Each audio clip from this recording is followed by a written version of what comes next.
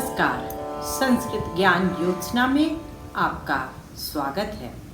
आज मैं आचार्य शंकुक के रस संबंधी सिद्धांत जो अनुमितिवाद कहलाता है उस पर प्रकाश डालूंगी। आचार्य शंकुक ने भरत के रससूत्र विभावानुभाव व्यभिचारी संयोगाद रस निष्पत्ति के संयोगाद पद का अर्थ अनुमाप्य अनुमापक संबंध और निष्पत्ति का अर्थ अनुमिति किया है। उनके अनुसार विभाव आदि अनुमापक हैं और रस अनुमाप्य है। श्री शंकुक एक नैयायिक थे, इसी कारण उनका मत न्याय के प्रमुख सिद्धांत अनुमान प्रमाण पर आधारित है। प्रमाण का स्वरूप है प्रमाकरणम प्रमाणम, अर्थात ज्ञान कराने का साधन। अगर बहुत सरल शब्दों में कहें तो हमारी आंखों के सामने यदि पुस्तक है और उसका प्रत्यक्ष हमें हो रहा है तो हम कहते हैं कि यह पुस्तक है। अर्थात प्रत्यक्ष प्रमाण के द्वारा हमें पुस्तक का ज्ञान हुआ। अतः प्रत्यक्ष प्रमाण पुस्तक का ज्ञान प्राप्त कराने का साधन बना। प्रत्यक्ष प्रमाण के द्वारा जो वस्तु हमारी आँखों या पंच इंद्रियों के सामने प्रत्यक्ष होती है उसका ज्ञान होता है, लेकिन अनुमान प्रमाण में धूम को देखकर अग्नि का अनुमान होता है। कहने का तात्पर्य यह है कि अनुमान में दिखाई तो धुआं देता है, लेकिन अनुमान हम अग्नि का करते हैं, अर्थात ज्ञान अग्नि का होता है। मतलब दिखता कुछ और है और अनुमान हमें दूसरी वस्तु का होता है। इसीलिए अनुमान से होने वाला ज्ञान परोक्ष रूप माना जाता है। केवल प्रत्यक्ष प्रमाण से अपरोक्ष ज्ञान की प्रतीति होती है। यही प्रत्यक्ष और अनुमान का अंतर है। काव्य प्रकाश में आचार्य मम्मट ने जो शंकुक के मत का निरूपण किया है उसी पाठ्य को आधार बनाकर मैं शंकुक के सिद्धांत को स्पष्ट करूंगी। समझने की सरलता के लिए मैंने उस सिद्धांत को 4 चरणों में विभाजित करके समझाया है, जिससे क्रमबद्ध तरीके से आप उसे समझ सके। प्रथम चरण में नट में राम की प्रतीति होती है। रामो अयम इति प्रतिपत्तया ग्राह्ये नटे। अयम राम इति, यह राम है, इस प्रकार की प्रतिपत्ति नट में होती है और यह प्रतीति चित्रतुरग न्याय से होती है। चित्रतुरग आदि न्यायेन। यह चित्रतुरग न्याय क्या है?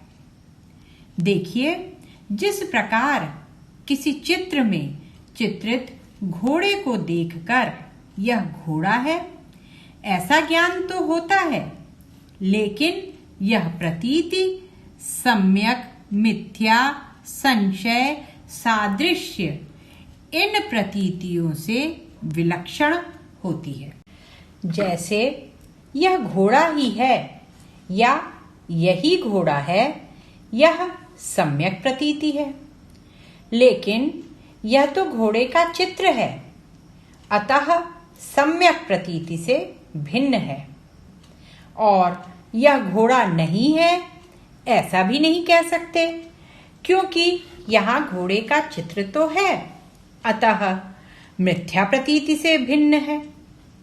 यह घोड़ा है कि नहीं है, इस प्रकार की संशय प्रतीति भी नहीं हो पाती है, क्योंकि यहाँ पर घोड़े का चित्र तो है तथा यह घोड़े के समान है, ऐसी सादृश्य प्रतीति भी नहीं होती है, क्योंकि यह घोड़े के समान नहीं है बल्कि घोड़ा ही है। इसी चित्रतुरग न्याय के समान ही नट में अर्थात जो एक्टर है उसमें त्रेता युग के राम की प्रतीति होती है। राम एवायम, यह राम ही है, या अयमेव राम इति, या यही राम है, इस प्रकार की जो प्रतीति है वह सम्यक प्रतीति होती है। लेकिन यहाँ तो मूल पात्र राम नहीं है, नट ने राम का रूप धारण किया है, अतएव यह सम्यक प्रतीति से भिन्न है।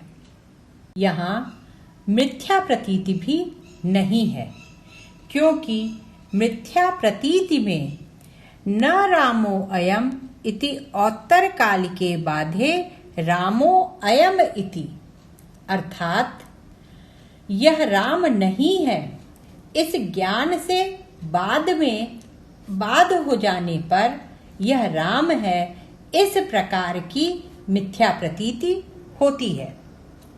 यहाँ पर मिथ्या प्रतीति नहीं हो सकती है, क्योंकि उस नट ने राम का स्वरूप धारण किया है तथा उत्तर काल में उसका बाध नहीं हो रहा है। अब संशय प्रतीति को देखिए। कहते हैं रामः स्याद्वा न वा अयम इति, यह राम है या नहीं है, ऐसी संशय प्रतीति भी नहीं हो सकती, क्योंकि राम के समस्त व्यवहार उस नट में दिखाई पड़ रहे हैं, वहां पर किसी भी प्रकार का संशय को स्थान ही नहीं है। अब सादृश्य प्रतीति को देखें। कहते हैं राम सदृशो अयम इति, अर्थात यह राम के समान है, ऐसी सादृश्य प्रतीति नहीं हो सकती है। सादृश्य प्रतीति वहां होती है जहां समान गुण वाली वस्तुओं में सादृश्य का अनुभव हो, लेकिन यहाँ तो यह राम है ऐसा अनुभव हो रहा है। इस प्रकार से इन चारों सम्यक, मिथ्या, संशय और सादृश्य, इन प्रतीतियों से विलक्षण प्रतीति के द्वारा यह राम है ऐसी प्रतीति नट में होती है।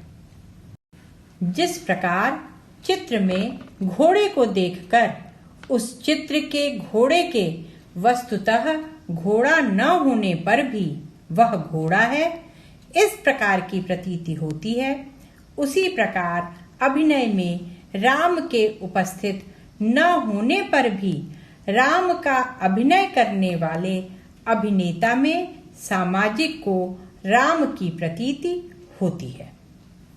प्रथम चरण में जब सामाजिक उस अभिनेता को ही राम समझ लेता है, तब द्वितीय चरण शुरू होता है।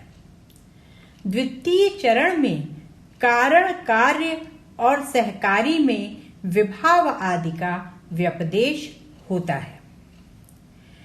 काव्यानुसंधान बलात्, अर्थात काव्य के अनुशीलन से तथा शिक्षा अभ्यास निवर्तित, शिक्षा और उसके अभ्यास से संपादित, स्वकार्य प्रकटनेन, अपने नाट्य कार्य से अर्थात अपनी एक्टिंग से, नटे नैव प्रकाशितैहि, उस नट के द्वारा ही प्रकाशित किए जाने वाले कारण, कार्य, सहकार्य भी, जो कारण, कार्य और सहकारी कारण होते हैं, जो कि विभावादि शब्द व्यपदेश्य ही, जिन्हें काव्य में विभाव, अनुभाव एवं व्यभिचारी के नाम से जाना जाता है। यहाँ तक तो आचार्य शंकुक ने एक सामान्य बात कही।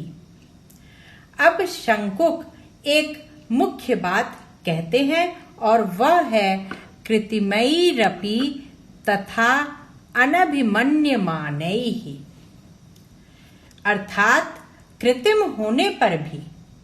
कहने का तात्पर्य यह है कि राम सीता आदि विभावों की प्रतीति चित्रतुरग न्याय से होती है, लेकिन इसके अतिरिक्त जो अनुभाव और व्यभिचारी भाव हैं, जैसे मुस्कुराना, कटाक्ष आदि, जिनसे ये पता चलता है कि सीता में राम विषयक रतिभाव उत्पन्न हुआ है, वे यथार्थ नहीं है, क्योंकि मुस्कुराना, कटाक्ष आदि अनुभाव तो त्रेता युग के राम सीता में रहे होंगे। यहाँ तो उन अनुभावों और व्यभिचारी भावों को नट अपनी शिक्षा और अभ्यास से प्रदर्शित कर रहा है, इसलिए वे भाव नट में स्वाभाविक रूप से नहीं हो सकते हैं, बल्कि उन भावों को नट अपनी कला से उत्पन्न करता है। इसीलिए शंकुक कहते हैं कि वे अनुभाव व व्यभिचारी भाव कृत्रिम होते हैं, लेकिन इसके साथ ही साथ उसकी एक यह भी विशेषता है कि वे भाव तथा अनभिमन्यमानैः, अर्थात कृत्रिम होने पर भी वैसे नहीं समझे जाते।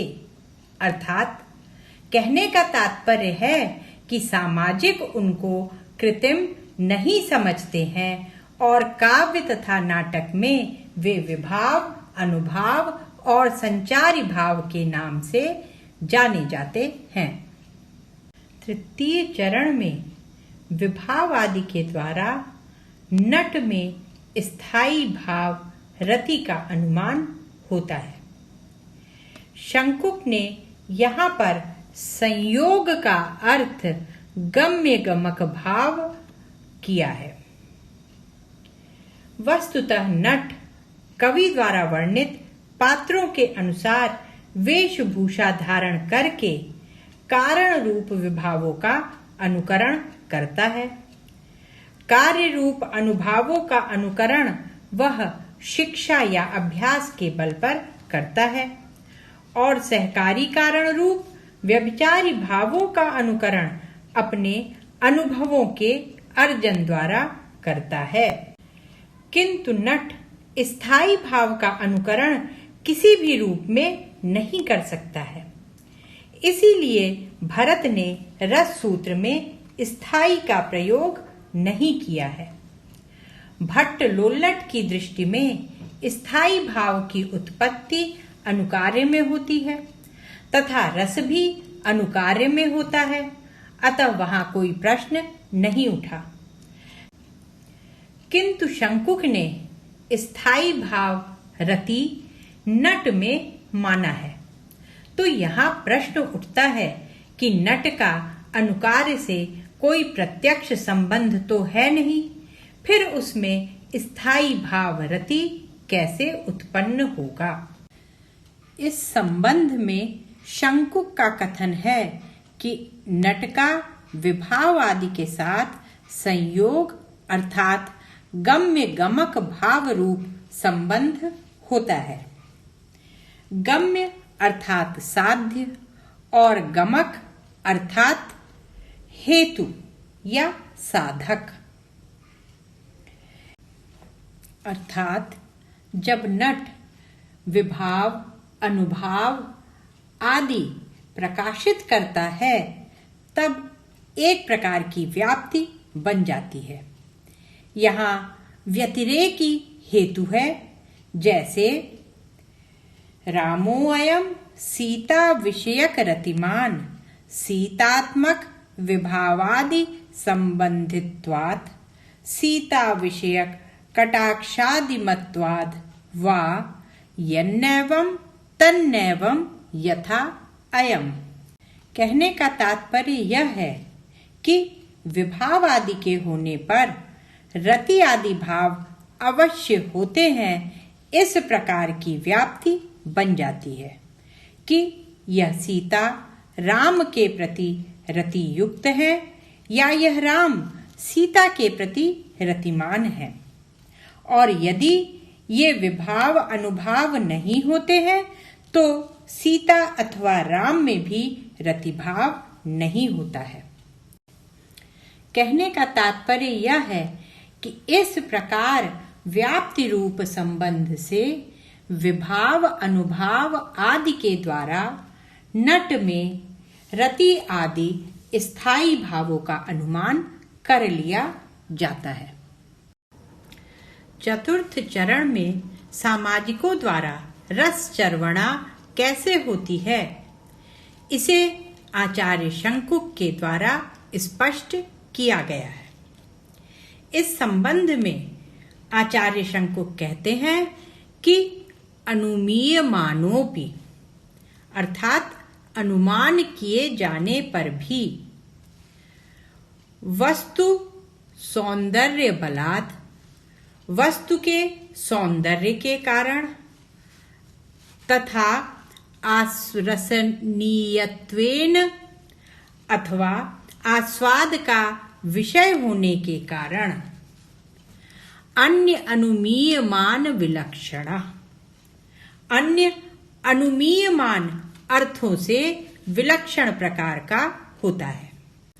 कहने का तात्पर्य यह है कि जब हम अनुमान प्रमाण से ज्ञान प्राप्त करते हैं तो उसमें सौंदर्य नहीं होता है तथा न ही वे आस्वाद के विषय होते हैं।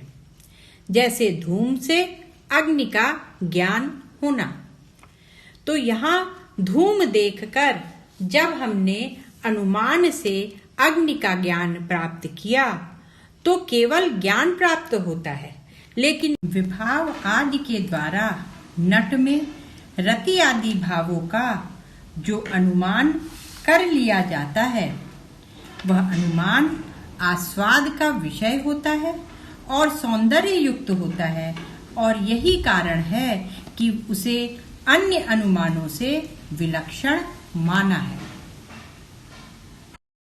दूसरी विशेषता यह है कि स्थायित्वेन संभाव्यमानो रत्यादिर्भावः, कि वह जो रति आदि स्थायी भाव है वे तत्र असन्नपि, वे वहां पर न होते हुए भी अर्थात वे नट में न होते हुए भी स्थायित्वेन संभाव्यमानो स्थायी रूप से उसमें स्थित से प्रतीत होते हैं। अर्थात वे स्थायी भाव नट में नहीं थे, लेकिन फिर भी वे स्थायी भाव नट में उनका अनुमान कर लिया जाता है। कहने का तात्पर्य यह है कि वह रति आदि स्थायी भाव जो नट में न होते हुए भी उसमें स्थित से प्रतीत होते हैं।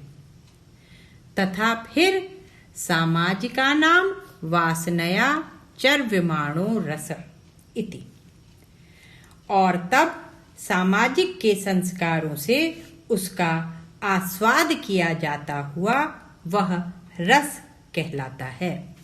सामाजिक के रसास्वाद का कारण उसके संस्कार हैं।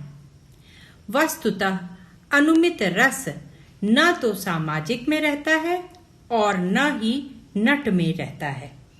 अतः सामाजिक और नट दोनों में ही अविद्यमान किंतु अनुमीयमान रस का सामाजिक के संस्कार द्वारा आस्वादन किया जाता है।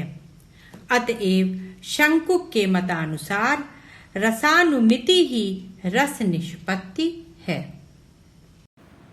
शंकुक के मत में दोष यह है कि प्रथम तो यहाँ अनुमिति के जो कारण हैं विभाव आदि वे सभी कृत्रिम हैं और कृत्रिम विभावादि के आधार पर आनंदानुभूति नहीं हो सकती है। उन्होंने रसानुभूति का आधार अनुमान माना। वस्तुतः प्रत्यक्ष ज्ञान से जो चमत्कारपूर्ण आनंदानुभूति हो सकती है वह अनुमान से नहीं हो सकती। दूसरी बात यह है कि रस का साक्षात अनुभव सिद्ध है। क्योंकि मैं रस का अनुभव कर रहा हूं, यह अनुभव सिद्ध है, अतः रस की अनुमिति नहीं मानी जा सकती है। तीसरा दोष यह है कि जब सामाजिक को यह निश्चय हो जाता है कि ये वस्तुतः सीता आदि नहीं है, तब तो नट में रति आदि भाव की अनुमिति नहीं होगी और सामाजिक को रसास्वादन भी नहीं होगा। इसी आधार पर शंकु का अनुमितिवाद आचार्यों में बहुत अधिक समादृत नहीं हो सका।